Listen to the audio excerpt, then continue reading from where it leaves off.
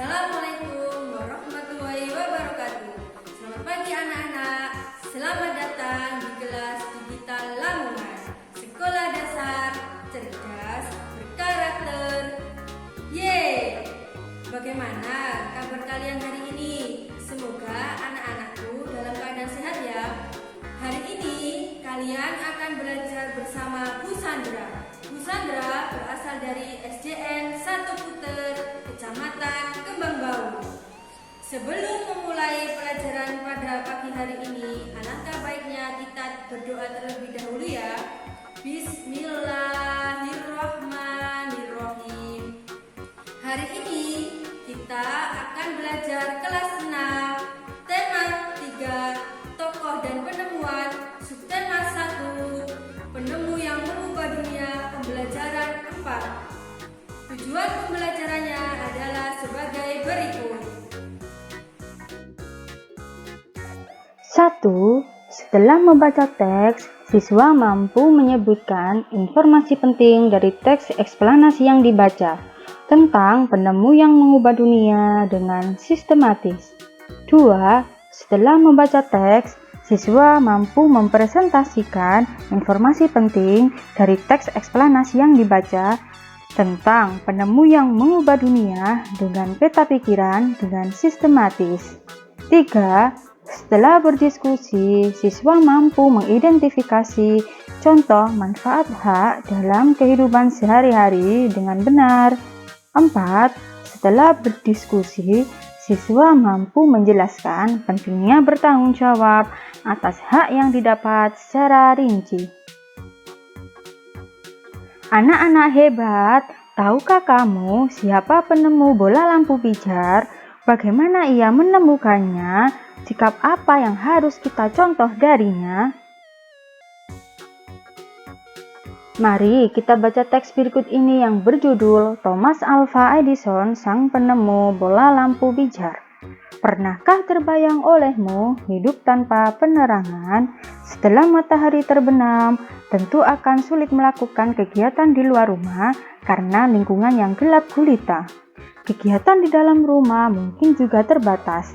Kita patut mensyukuri salah satu penemuan besar yang mengubah dunia, penemuan bola lampu pijar oleh Thomas Alva Edison. Thomas Alva Edison lahir di Milan, Ohio pada tanggal 11 Februari 1847. Ia tidak pernah menyelesaikan pendidikan resmi di sekolah. Ia hanya sempat bersekolah selama 3 bulan. Edison diajar oleh ibunya di rumah. Walaupun tidak mengikuti pendidikan formal, terlihat bahwa Edison memiliki rasa ingin tahu yang sangat tinggi. Di usia 11 tahun, Edison sudah dapat membuat telegraf sederhana. Di usia 12 tahun, ia memanfaatkan waktu luangnya untuk membaca literatur dan melakukan berbagai percobaan. Pada tahun 1861, ia dapat mencetak koran. Koran terbitannya Weekly Herald laris terjual. Ia melihat dunia butuh penerangan. Ia menghabiskan waktu selama 2 tahun serta dana yang cukup besar untuk mengembangkan penemuan. Melalui kerja kerasnya, pada tanggal 21 Oktober 1879 lahir lampu pijar listrik pertama yang dapat menyala selama 40 jam. Kegigihan Thomas Alva Edison memberikan hal baru bagi dunia. Rasa ingin tahunya yang tinggi dan sikap pantang menyerahnya mampu mengubah dunia menjadi lebih baik. Anak-anak, isilah bagan berikut ini berdasarkan teks di atas. 1. Apa yang dibahas pada teks di atas? 2. Siapakah Thomas Alva Edison? 3. Bagaimana Thomas Alva Edison menemukan bola lampu pijar? 4. Apa yang dapat kamu simpulkan tentang sikap Thomas Alva Edison? Anak-anak, dengan ditemukannya lampu pijar, saat ini kita dapat melakukan berbagai hal pada malam hari, seperti yang dilakukan oleh Siti dan adiknya berikut ini. Anak-anak, bacalah teks yang berjudul Lampu Belajar Hadiah dari Ayah. Setiap malam hari pukul 19.00 sampai 20.00, Siti dan adiknya selalu belajar. Mereka belajar dengan menggunakan lampu belajar. Lampu belajar itu adalah hadiah dari ayah 6 bulan yang lalu. Ayah memberikan lampu belajar kepada Siti dan adiknya supaya mereka giat belajar. Siti selalu menjaga lampu belajar miliknya. Ia mematikan ketika sudah selesai digunakan. Ia juga membersihkannya jika kotor. Sampai saat ini, lampu belajar Siti masih dapat digunakan dengan baik. Siti terlihat nyaman saat belajar. Berbeda dengan adik Siti yang selalu mengeluh ketika belajar, lampu belajarnya rusak. Lampu belajarnya rusak karena sering tidak dimatikan.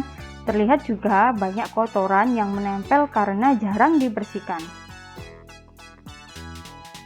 Ayah berpesan kepada Siti dan adiknya untuk merawat barang-barang mereka. Barang-barang yang dirawat dengan baik tidak mudah rusak. Hal ini membuat barang-barang tersebut dapat dimanfaatkan dalam waktu yang lama. Berdasarkan teks di atas, mari kita diskusikan pertanyaan berikut. 1. Apakah hak yang didapatkan oleh Siti? 2. Apakah hak yang didapatkan oleh adik Siti?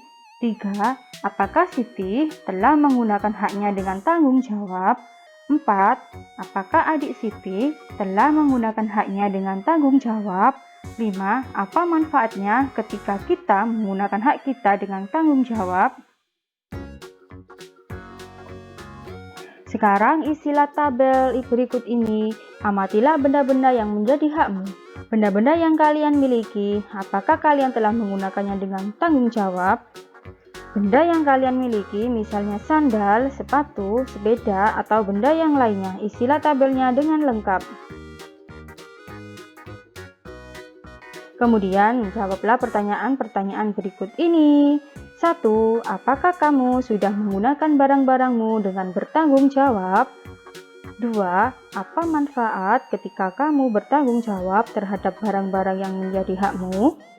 3. Apakah kamu sudah bertanggung jawab atas hak yang sudah kamu dapatkan? Orang tua kita telah memberikan hak kepada kita untuk menggunakan barang-barang seperti sepatu, sepeda, dan lain-lain. Kita harus bertanggung jawab ketika menggunakan barang-barang tersebut, menggunakan dengan hati-hati, kemudian menyimpannya setelah digunakan dan merawatnya adalah contoh bentuk tanggung jawab kita. Ketika kita bertanggung jawab, barang-barang tersebut dapat kita manfaatkan dalam waktu yang lama atau lebih aman. Berikut ini adalah contoh penggunaan hak yang bertanggung jawab di rumah. 1. Bermain kemudian merapikannya kembali agar tidak berserakan. 2. Menonton televisi dengan jarak yang benar dan tidak terlalu malam agar mata tidak rusak dan agar tidak bangun kesiangan. 3. Makan makanan bergizi, kemudian mencuci piring kotor yang telah digunakan. Hal ini bertujuan agar rumah tidak berantakan. Penggunaan hak yang bertanggung jawab di sekolah. 1. Mendapat pengajaran dengan mendengarkan penjelasan guru dengan baik. 2. Membaca buku di perpustakaan dengan tenang. 3. Bermain saat jam istirahat tanpa menimbulkan kegaduhan. Penggunaan hak yang bertanggung jawab di masyarakat. 1. Bermain di taman tanpa merusak tanaman. 2. Bermain sepeda dengan hati-hati. Sekian pembelajaran pada pagi hari ini. Semoga bermanfaat bagi kalian semua ya.